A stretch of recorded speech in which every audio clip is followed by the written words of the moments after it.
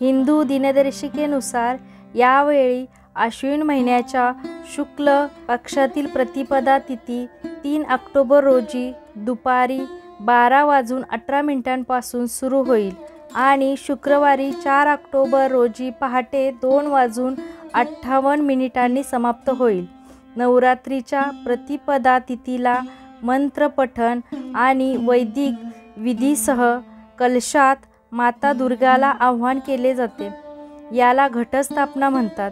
घटस्थापना मुहूर्त 3 ऑक्टोबर रोजी सकाळी 6:15 ते 7:22 पर्यंत असेल तर अभिजात मुहूर्त सकाळी 11:46 ते दुपारी 12:33 पर्यंत असेल। हॅलो नमस्कार, श्री स्वामी समर्थ।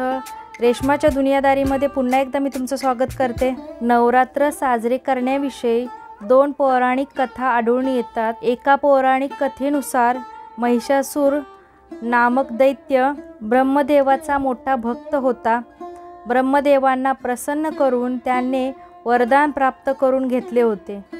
पृथ्वीवर निवास करणारा कोणताही मनुष्य अथवा देव किंवा अन्य दानव यापैकी कोणाकडूनही त्याला मृत्यू येणार नाही असे ते वरदान होते। ब्रह्मदेवांकडून वरदान घेतल्यावर महिषासूर अहंकारी झाला।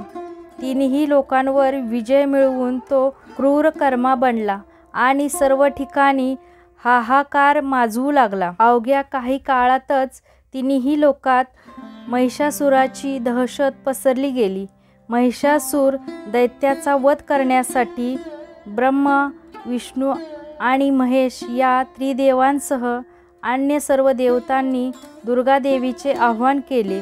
देवीच्या या शक्ती रूपाचे महिषासुरासोबत तब्बल 9 दिवस युद्ध झाले।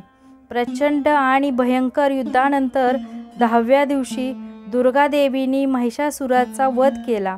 यानंतर वाईटांवर चांगलेचा विजय मिळवून नवरात्री साजरी करण्याची परंपरा सुरू झाली। दुसऱ्या एका कथेनुसार मर्यादा पुरुषोत्तम श्रीरामांनी लंकेवर आक्रमण करण्यापूर्वी रावणावर विजय मिळावा यासाठी भगवती देवीची आराधना केली। श्रीरामांनी 9 दिवस देवीचे पूजन, नामस्मरण, आराधना केली होती। श्रीरामांनी केलेल्या पूजनाने भगवती देवी प्रसन्न झाली आणि श्रीरामांना लंका विजयाचा शुभ आशीर्वाद दिला।